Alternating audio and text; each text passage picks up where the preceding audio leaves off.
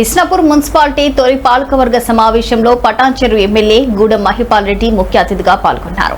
రాజకీయాలకు అతీతంగా అభివృద్ధి పనులు, సంక్షేమ పథకాల అమలే లక్ష్యంగా ముందుకెళ్లాలని సూచించారు.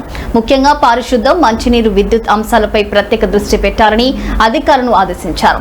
ఇస్నాపూర్ మున్సిపల్ పరిధిలోని వారి కార్యాలయంలో మున్సిపల్ చైర్మన్ సుమలత అధ్యక్షతన నిర్వహించిన ఈ తొలి పాలకవర్గ సమావేశానికి ఎమ్మెల్సీ అంజిరెడ్డితో కలిసి ఎమ్మెల్యే జీఎంఆర్ హాజరయ్యారు. ఈ సందర్భంగా నూతన పాలకవర్గ సభ్యులను ఘనంగా సన్మానించారు.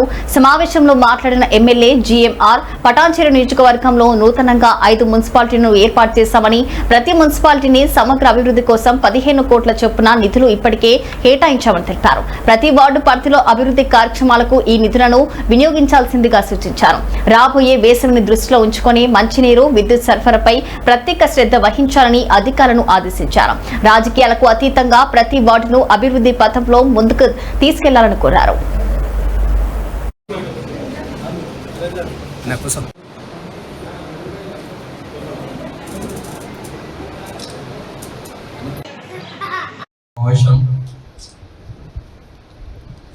గెలిచిన కౌన్సిలర్స్ అందరికీ పేరు పేరున నమస్కారం తెలియజేస్తూ, మీడియా మిత్రులందరికీ నమస్కారం.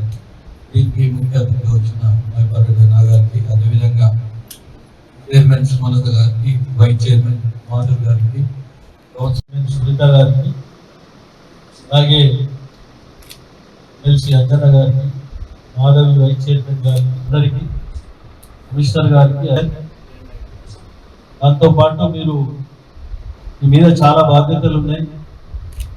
ఎలక్షన్లలో ఎన్నో వాగ్దానాలు చేసి గెలవడం జరిగింది. దాన్ని దృష్టిలో పెట్టుకొని అధికార యంత్రాంగం మీరు కలిసి పనిచేసినట్టయితే తప్పకుండా పరిష్కారం అవుతాయి. ఇప్పుడు 5 మున్సిపాలిటీలలో ఎక్కువ బడ్జెట్ ఉన్నది, 13 కోట్లు ఉన్న బడ్జెట్ ఉన్న మున్సిపాలిటీ ఏదంటే ఇస్నాపూర్.